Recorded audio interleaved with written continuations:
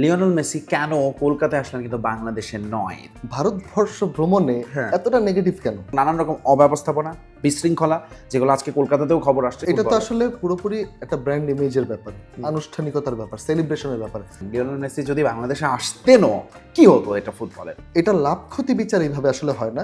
তিনি যদি ফুটবল থেকে আসেন, ফুটবলের অ্যাকচুয়ালি কি লাভ? ভারতীয় তারকাদের যে মিলন মেলা হচ্ছে, এখানে কিন্তু প্রচুর টাকার ইনফ্লাক্স আছে তার একটা মূর্তি উন্মোচন করা হয়েছে হ্যাঁ। 70 ফিট। এবং মূর্তিটা নাকি দেখতে শোয়েব মালিকের মতো একজন কমেন্ট করেছেন।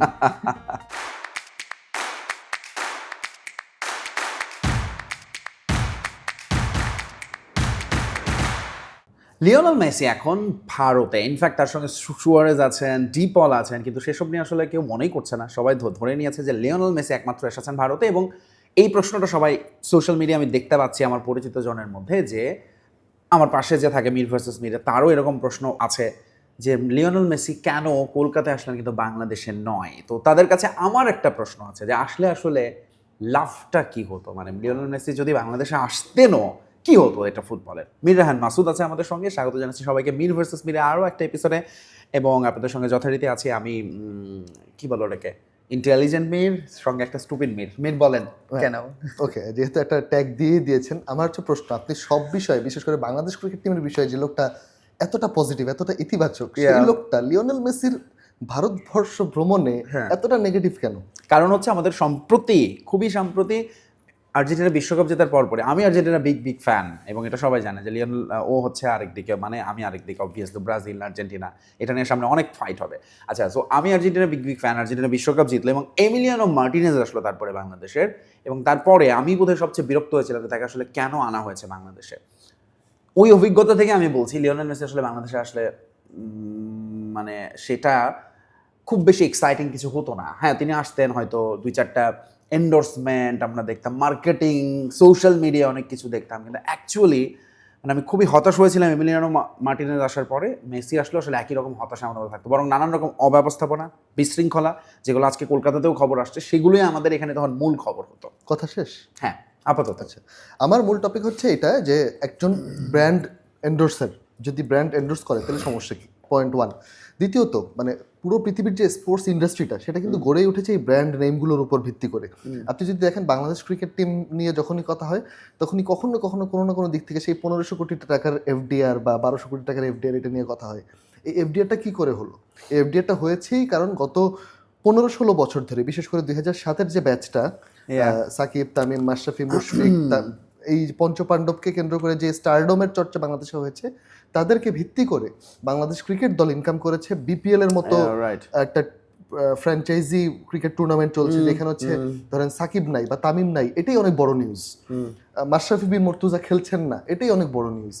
সো সেইখানে যখন আপনি দেখবেন বিপিএল এর টার্ন ওভারগুলো কীভাবে চেঞ্জ হয়েছে, আপনি যখন এবিডি ভিলিয়ার্সকে আনছেন, ব্র্যান্ডন ম্যাককালামকে আনছেন, ক্রিস গেলকে আনছেন, আপনি এক ধরনের বিপিএল পাচ্ছেন। ঢাকা ডায়নামাইটস, রংপুর রাইডার্সরা ফাইনাল খেলছে। আবার আপনি যখন দেখছেন যে আহমেদ শেহজাদ, জাস্ট নাম দিয়ে আমি তাদের ছোট করছি না, but আপনি তো প্লেয়ারদের স্টারডমের তো একটা ভ্যালু আছেই। ক্রিস্টিয়ানো রোনালদো, লিওনেল মেসিকে আনা এক ব্যাপার, আপনি যদি কার্লোস তেভেজ বা অন্য যে কোনো ক্যাটাগরির ফুটবলার আনেন, সেটা হচ্ছে এক ব্যাপার হবে। তো লিওনেল মেসিরা যখন এইসব দেশে আসে, তখন হচ্ছে তারা একই সাথে বস্তাভর্তি টাকাও নিয়ে আসেন, শুধু নিজের জন্য না, পুরো ইন্ডাস্ট্রির জন্য। কিভাবে? শতদ্রু তার ইনিশিয়েটিভ থেকে এই যে আনাটা, পুরো ব্যাপারটা হচ্ছে, তিনি কিন্তু বাংলাদেশের কথাও বলেছিলেন। বাংলাদেশ হয়তো ম্যানেজমেন্ট বা ওভারঅল এই ব্যাপারটা হয়নি শেষ পর্যন্ত। বাংলাদেশে এখন যে অবস্থা, বাংলাদেশ এখন আতিফ আসলামের একটা কনসার্টই করতে পারছে না। সেটা অবশ্যই সম্পূর্ণ ভিন্ন কারণ। ভিন্ন কারণ হোক, আপনি তো দিন শেষে আপনার পলিটিক্যাল আনরেস্ট, অবভিয়াসলি ম্যানেজমেন্ট দিন শেষে আপনার পুলিশের কাছে যায়, ডিএমপির কাছে যায়, অনুমতি চায়, সেই তো কারণ। আপনি যখন লিওনেল মেসিকে, যে গতকাল বাংলাদেশে যে ধরনের একটা অনাকাঙ্ক্ষিত ঘটনা ঘটলো রিসেন্টলি, তারপরে লিওনেল মেসিকে আনলেন ঠিক পরের দিন, আসলে ব্যাপারটা সামগ্রিক দেশের প্রেক্ষাপটে হয়তো বা এই ঘটনা ভারতে হরহামেশা ঘটছে। ভারতে আপনি জানেন যে এখন তাদের কিছু রাজ্যে পাহাড়ি বাঙালি একটা সংঘর্ষ চলছে খুবই ভয়ঙ্করভাবে। ভারত এত বড় একটা দেশ, এগুলো আসলে জাতীয়ভাবে ইম্প্যাক্ট করে না, কিন্তু আমাদের ঘটনাগুলো জাতীয়ভাবে ইম্প্যাক্ট করছে। কলকাতাতে এই মুহূর্তে যখন মেসি আছেন, হয়তো আরেক স্ট্রিটেই তখন আন্দোলন চলছে কোনো না কোনো ইস্যু নিয়ে, যেটা কন্টিনিউ চলতে থাকে। অবভিয়াসলি চলছে, কিন্তু জাতীয় একজন নেতা, তার উপর হামলা আর একটা আন্দোলন, দুটার মধ্যে পার্থক্য আছে। যাই হোক, আপনি যেহেতু প্রতিটা ক্লাব, প্রতিটা মানুষ আলাদা আলাদা ব্র্যান্ড ইমেজ ক্যারি করে, Lionel Messi Barcelona, Real Madrid, Manchester United, Bangladesh বা ইন্ডিয়ায় এই ধরনের ক্যারেক্টার নাই বলেই আমাদের ওইখান থেকে নিয়ে এসে আমাদেরকে এখানে বসিয়ে তাদেরকে দেখাতে হচ্ছে যে এই মানুষটা ফুটবলের জন্য অনেক বড়। যেমন ম্যারাডোনা যখন ভারতীয় উপমহাদেশে এসেছেন, জিনেদিন জিদান কিন্তু বাংলাদেশে এসেছেন। এটা লাভ ক্ষতি বিচার এইভাবে আসলে হয় না, সেটা হচ্ছে তার যে তারকা মূল্য সেটাকে আমরা এনে মানুষকে উজ্জীবিত করার যে চেষ্টাটা করা হয় বিশেষ করে। রাইট, খুব উজ্জীবিত হয়েছে। কারণ কারণ হচ্ছে আমরা দেখছি goodwill- সারা রাত বিমানবন্দরে ছিলেন, স্টেডিয়ামে, যুব ভারতী স্টেডিয়ামে গিয়ে মানে একদম 1 লাখের উপর দর্শক গিয়েছেন সেখানে, এবং সে কারণে লিওনেল মেসির অনুষ্ঠান সংক্ষিপ্ত করে তাকে সরিয়ে নিতে হয়েছে। এই উৎসাহগুলো তো অবভিয়াসলি আছে, কিন্তু এটাতে আসলে ঘুরে ফিরে আমি যদি একটু পেছনে যাই, একটু আগে মীর রাহান যেটা বললো যে বিসিবির এত এত এফডিআর, এগেইন ওই প্রশ্নটাই সিম্পল, একটাই প্রশ্ন, যে এতে লাভটা কি হচ্ছে, সেটা কি কাজে লাগানো যাচ্ছে? সেম লিওনেল মেসি একটা ক্যারেক্টার, সুপারস্টার, বাংলাদেশে আসলে তার সেটাকে স্টারডমটাকে আসলে কীভাবে কাজে লাগানো হতো সেটার কোনো সুনির্দিষ্ট পরিকল্পনা কারো কাছে নাই। যেটা ভারতে, আমি বলি, ভারতে যদি আপনি দেখেন এই যে 3 দিনের একটা সংক্ষিপ্ত সফর সূচিতে লিওনেল মেসির অন্তত তিনি একটা একাডেমিতে যাচ্ছেন, সেখানকার ফুটবলারদের সঙ্গে তিনি দেখা করবেন, কথা বলবেন, প্রীতি ম্যাচ খেলছেন, এবং এই জিনিসগুলো আসলে আরও বেশি বেশি থাকা দরকার ছিল। আমি জাস্ট মানে ওইটাই আমি বললাম যে যখন এমিলিয়ানো মার্টিনেজ আসলেন তার সঙ্গে কি একটা 5 মিনিটের সেশন রাখা যেত না? আমাদের মিতুল মার্মা, আমাদের জিকো, আমাদের শ্রাবণ ফুটবলারদের। লিওনেল মেসি যখন আসবেন, তিনি ধরুন জিদান এসেছিলেন, জিদানেরটা আমাদের এখনো স্মরণীয় কেন? কারণ তিনি একটা প্রীতি ম্যাচ খেলেছিলেন। হ্যাঁ, আপনি যেই টপিকটায় কথা বলছেন এবং যেই অ্যাঙ্গেলে যাচ্ছেন সেটা হচ্ছে ম্যানেজমেন্ট আরো বেটার হতে পারতো কিনা, এই প্রশ্নটা করাই যায়। কিন্তু ওরা আসলে একেবারেই লাভ নেই তা না, কারণ হচ্ছে ওরা যেহেতু একটা না, নির্দিষ্ট লাভ তো আছে রাহান, কিন্তু আমার প্রশ্ন হচ্ছে তিনি যদি ফুটবল থেকে আসেন, ফুটবলের অ্যাকচুয়ালি কি লাভ? যেমন তিনি বলা হচ্ছে যে তিনি বিরাট কোহলির সঙ্গে, শাহরুখ খানের সঙ্গে ছবি তুলছেন, ওকে, বিরাট কোহলি, রোহিত শর্মা নাকি মুম্বাইতে তার সঙ্গে উঠবেন, লাভটা কি তাতে? মানে কি হচ্ছে এতে? এটা তো আসলে পুরোপুরি একটা ব্র্যান্ড ইমেজের ব্যাপার, আনুষ্ঠানিকতার ব্যাপার, সেলিব্রেশনের ব্যাপার। আপনি যদি আইপিএল বা ইভেন ফিফা বিশ্বকাপ, ইভেন ক্রিকেট বিশ্বকাপের উদ্বোধনী অনুষ্ঠান দেখেন, ওইখানে ফিফা বিশ্বকাপের উদ্বোধনী অনুষ্ঠানে ফ্রিম্যানের কাজটা কি? তিনি একজন ফেস হিসেবে ওইখানে যাচ্ছেন, তিনি একজন মানুষ, আইকনিক মানুষ হিসেবে ওইখানে যাচ্ছেন। এখানে আসলে আইকনদেরই একটা মিলন মেলা হচ্ছে সামগ্রিকভাবে, আয়োজকরা এইভাবেই চেয়েছে। আয়োজকরা যেটা চাচ্ছেন সেটার বিপরীতে আপনার আর্থিক লেনদেনের ব্যাপার আছে, এখানে হচ্ছে গিভ অ্যান্ড টেক। লিওনেল মেসিকে আপনি অর্থ দিচ্ছেন নির্দিষ্ট পরিমাণে, ওইটার বিপরীতে সামগ্রিকভাবে ভারতীয় তারকাদের যে মিলন মেলা হচ্ছে, এখানে কিন্তু প্রচুর টাকার ইনফ্লাক্স আছে। সো এই যে টাকার ইনফ্লাক্সটা, এইটা দিন শেষে আপনাকে অর্থনৈতিকভাবে লাভবান করছে। কিন্তু আমি যেটা মূল জিনিস হচ্ছে, আমি বলি, আপনার এখানে তো আসলে ওই কালচারটা নেই যে আবাহনী, মোহামেডান, মুক্তিযোদ্ধা, তারপর ব্রাদার্স, তাদেরকে কেন্দ্র করে যে আমরা লড়াইগুলো দেখি ইংলিশ ফুটবলে বা স্প্যানিশ ফুটবলে, সেইখানে লড়াইয়ের একটা বড় অংশই থাকে। ধরেন তাদের ওইখানে জার্সিটাকে তারা জাস্ট জানাদের পোশাক হিসেবে দেখে না, স্কিন হিসেবে দেখে। একজন ম্যানচেস্টার ইউনাইটেড ফ্যান কখনো লিভারপুলের জার্সি পরে আছে, এটা তাদের ওইখানে মোটামুটি ব্লাসফেমাস একটা ব্যাপার, ব্লাসফেমির মতো একটা ব্যাপার। সো আমাদের এখানে যদি ওইভাবে দেখা হতো, কালচারটা ওইরকম হতো, তখন আপনি বুঝতে যে মার্চেন্ডাইজিং বা একটা নির্দিষ্ট টপিককে কেন্দ্র করে জিনিসটা বিক্রি হওয়া কতটা গুরুত্বপূর্ণ। যেমন ধরেন খুব বড় একটা কমিউনিস্ট জোকই আছে, যেমন চে গেভারা, যিনি আজীবন হচ্ছে ক্যাপিটালিজম এগুলোর বিরুদ্ধে লড়াই করেছেন, তার ছবিওয়ালা টি শার্ট হচ্ছে ক্যাপিটালিজমের অন্যতম বড় একটা নিদর্শন হয়ে গেছে। তো আপনি কোন জিনিসটাকে সেল করতে পারছেন, এইটা হচ্ছে গুরুত্বপূর্ণ। অর্থনৈতিক দৃষ্টিভঙ্গি থেকে দেখলে আমি মনে করি, হ্যাঁ, আপনি যে লাভের কথা বলছেন যে গোটা ফুটবল জেনারেশন উদ্বুদ্ধ হয়ে যাবে, ব্যাপারটা এত ম্যাজিক্যাল না। কিন্তু এটা অর্থনৈতিকভাবে যদি আপনি দেখেন, টাকাটা কিন্তু সেই আশেপাশেই আসছে। না, right, to some extent that's true. Okay, ঠিক আছে। হ্যাঁ, বাংলাদেশের লাস্ট আপনি যদি দেখেন, এমন একটা টুর্নামেন্ট, ঘরোয়া টুর্নামেন্ট ফুটবলে, যেটা আসলেই বাজ ক্রিয়েট করেছে, আপনি এক শব্দে বলেন কোনটা? Super cup. ওইটার নামটা কি ছিল? কোটি টাকা। এক্স্যাক্টলি, ওই যে টাকাটা ঢালতে হবে আপনার আলটিমেটলি। সো আপনি যদি টাকাটা ঢালেন, আপনি কোটি টাকা দেওয়ার মতো, রাইট, বাট আপনি টাকাটা কিন্তু ফুটবলে ঢালছেন, ফুটবলের জন্য ঢালছেন, নট যে to some individual or to some event. আপনি যখন টাকাটা নিয়ে ফুটবলে ঢালছেন, বাট ইয়া গ্রুপ অফ আমি কোম্পানি করছি যে ইয়েস, এটা হচ্ছে কোনো না কোনো ভাবে এটার সঙ্গে রিলেটেড, কিন্তু হয়তো ডিরেক্টলি একেবারে না। কারণ হচ্ছে কি, বড় বড় ব্র্যান্ডের কথা বলি, গ্রামীণ ফোন, সিটিসেল, বিভিন্ন সময় যারা ক্রিকেটে টাকা ঢেলেছেন নির্দিষ্টভাবে নির্দিষ্ট টুর্নামেন্টে। ওকে, আমি কি এবার একটু বলতে পারি?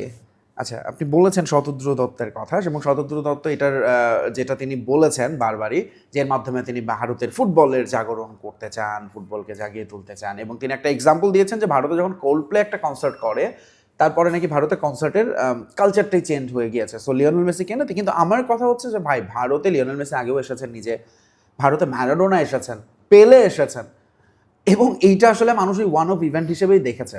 কারণ হচ্ছে ওইটার থেকে যে আপনার যে একটা ধারাবাহিকতা, এবং ধরুন আমি ঠিক জানি কিভাবে না, দেখবেন এটা আসলে Let's আপনার উপর say- নির্ভর করে। let's যেমন say- ধরেন মোহাম্মদ আলীর উপমহাদেশে আসার ঘটনা এখনো অনেক বড়ভাবে সেলিব্রেটেড হয়। মোহাম্মদ আলী ওয়াজ এ বিগ ক্যারেক্টার দেন, একে তো for his racial identity, secondly তার রিলিজিয়াস আইডেন্টিটি, তিনি অনেক বিদ্রোহী ছিলেন, 8-10টা স্পোর্টস পার্সনের মতো জাস্ট স্পোর্টস পার্সন ছিলেন না।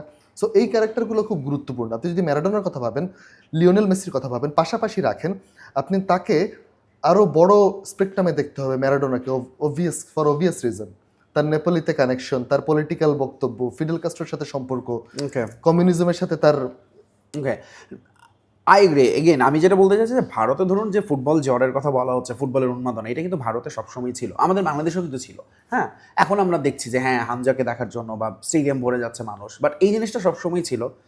এখন ধরুন ভারত এমন একটা জায়গা যেখানে ধরুন কলকাতা আমাদের খুব কাছে বলে আমরা এটা খুব রিলেট করতে পারছি, কিন্তু কলকাতায় ধরুন যেরকম ফুটবল উন্মাদনা ইস্ট বেঙ্গল মোহামেডানকে নিয়ে, সেইটা কিন্তু আবার অনেক পুরনো, এবং সেটার জন্য আসলে একজন লিওনেল মেসি খুব বাধ্যতামূলক না যে তাকে আসলে আসতে হবে এবং এটাকে জাগাতে না, হবে। কোনো কিছুই বাধ্যতামূলক এবং না। ভারতে কিন্তু আইএসএল এর কল্যাণে অনেক এখন Even ইন্টারন্যাশনাল তর্কের সুপারস্টার খাতিরে তারকারা এসে করেন যে খেলছেন। ফুটবল আসলে বাধ্যতামূলক না, ফুটবলের টাকাটা আপনি গরিব মানুষকে খাওয়াই দেন, সমস্যা নাই তো। না, এটা আবার কুতর্ক হয়ে গেল তর্ক না, একেবারে। মানে আপনি যেভাবে বলছেন আচ্ছা ঠিক আছে, বাধ্যতামূলক বা ওকে। সো বাধ্যতামূলক আমি জানি না, আমরা মনে হয় দর্শকদের উপর কিছুটা ছেড়ে দিতে পারি। আমরা আজকে যে টপিকটা নিয়ে কথা বলছি, মানে এটা আসলে পাবলিসিটি স্টান্ট ছাড়া আমার কাছে, এবং খুব সাময়িক একটা ইয়ে ছাড়া, খুব এটাতে লং লাস্টিং বা এটার কোনো লেগাসি আসলে তৈরি হয় না, এটা আমার মত। বাট মিরান মাসুদ অবভিয়াসলি এখানে ভিন্ন কথা ভাবছে। হ্যাঁ, কারণ হচ্ছে লিওনেল মেসি টাইপের ক্যারেক্টার ভারতীয় উপমহাদেশে আসবে, তার এখানে একটা ছবি পদচিহ্ন আছে, এটা আমার কাছে অনেক বেশি আইকনিক এবং লেজেন্ডারি একটা ফ্রেম মনে হয়। তার একটা মূর্তি উন্মোচন করা হয়েছে 70 ফিট। হ্যাঁ, মূর্তিটা নিয়ে সমালোচনা আছে এবং মূর্তিটা নাকি দেখতে শোয়েব মালিকের মতো, একজন কমেন্ট করেছেন। বাট এনিওয়ে, ইয়া আমরা মিরান মাসুদের মতো পজিটিভ হতে চাই অবভিয়াসলি। অবশ্যই বাংলাদেশ ক্রিকেট টিম নিয়ে না।